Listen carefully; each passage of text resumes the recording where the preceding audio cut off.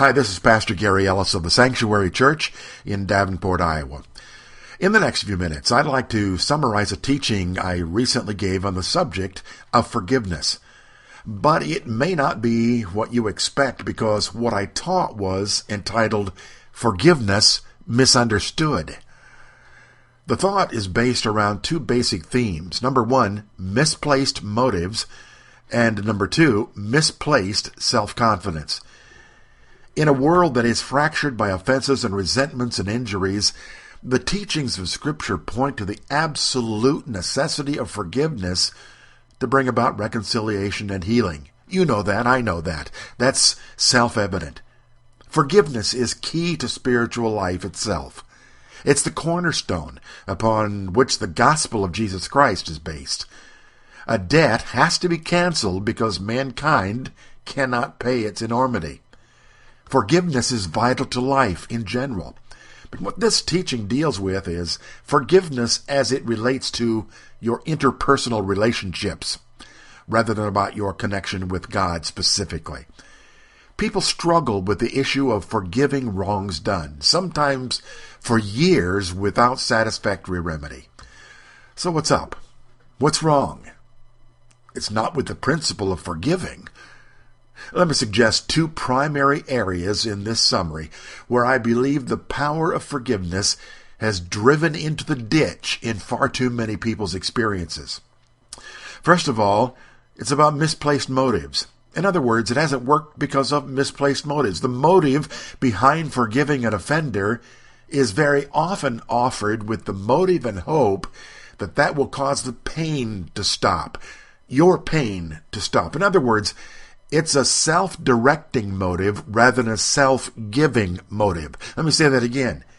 When we are doing something, when we are forgiving with the attitude that I just want to make my pain stop, that's a self-directing motive rather than a self-giving motive.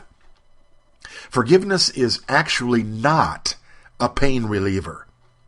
It is not a pain reliever, although it does relieve emotional pain, eventually at least. But forgiveness is actually an expression of God's love. To forgive is to let kingdom love flow. To forgive is to refuse to allow someone else's nearsighted, narrow-minded mentality to quench your ability to walk in the flow of God's generous life.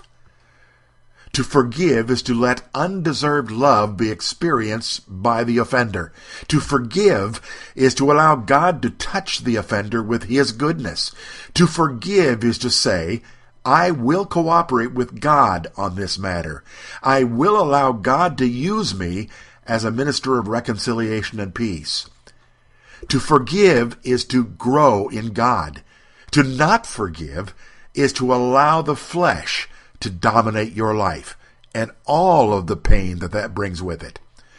In fact, when it's all added up, it's all said and done, forgiveness is not simply an act, it's an attitude to live by.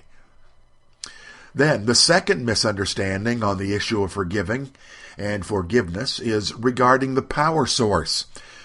In fact, I made a rather shocking statement in that sermon. I said, you can't forgive. You don't have the ability, so stop trying. We are, of course, involved in the process. So what did I mean by that? Just this. People typically try to forgive with self-effort or self-determination, and it simply falls flat. It falls short. It doesn't work. It is, again, self-centered.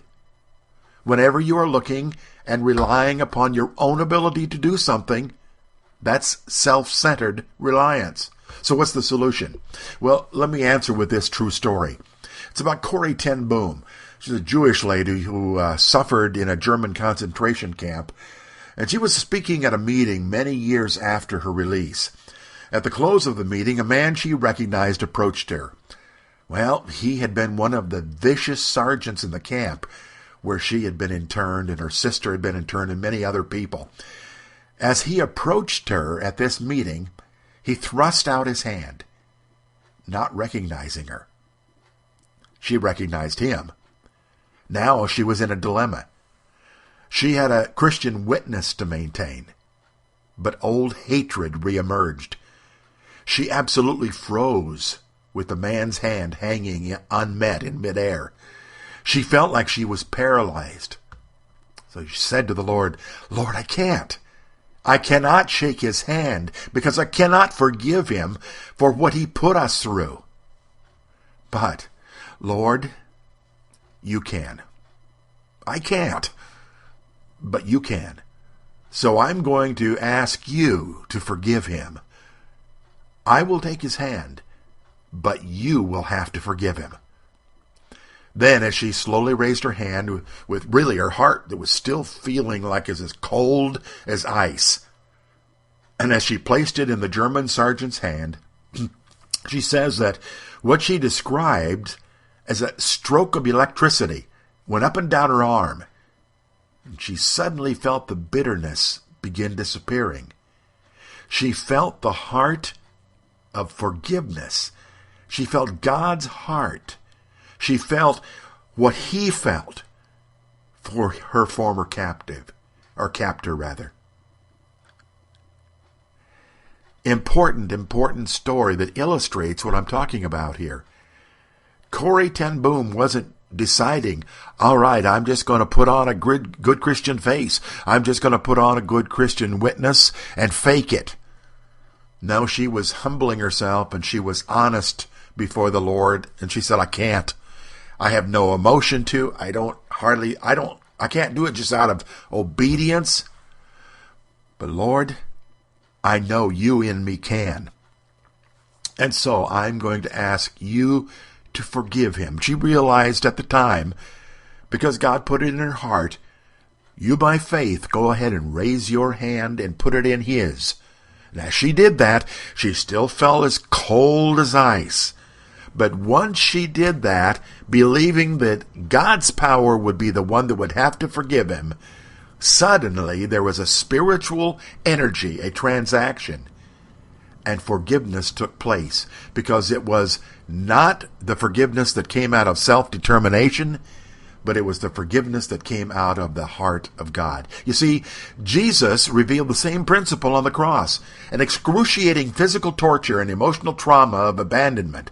Apparently, as our representative, as the Son of Man, he had to call on God himself to forgive, because he could not find it within himself to do so. Because he said, Father, you forgive them, for they don't know what they're doing. Now, as I looked at that scripture, I thought that sounds like heresy for me to say that. But the fact of the matter is Jesus, as the Son of Man, showed us how to relate to God and how to relate to life. And on the cross, the most excruciating, painful place that anybody could ever be in any situation, he had to say himself, Father, you forgive them. Father, forgive them. Jesus had to say, he didn't say, I forgive them. He said, Father, forgive them, for they don't know what they do. You and I say to something like that, wait a minute. Yes, they did. They absolutely had to have known what they did and what they were doing. Jesus said they didn't. Jesus could read the depth in the truth behind the whole thing in their hearts. He could read men's hearts. And Jesus said they didn't know what they were doing. And the truth is, unless the person who has hurt you is evil incarnate, they didn't know what they were doing either. They didn't know what they were saying either, or they would not have done it. I heard a very interesting story about a lady who had experienced the experience of dying on the operating table, and she saw heaven in that time period. She crossed over, and then she came back.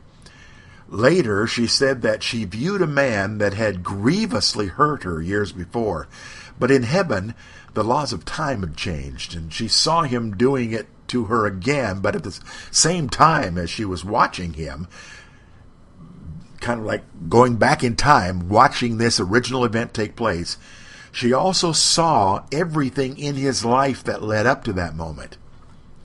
And she suddenly had the understanding that under the same circumstances, she would have done exactly the same thing to him that he had done to her. Maybe, likely, you are experiencing something similar in your life. There's someone or something that inflicted pain, and you've been struggling to forgive but haven't been very successful at it. Remember, it's a choice. It's not an emotion. It's not about making your pain stop, because that's a self-focused motive which will always come up short.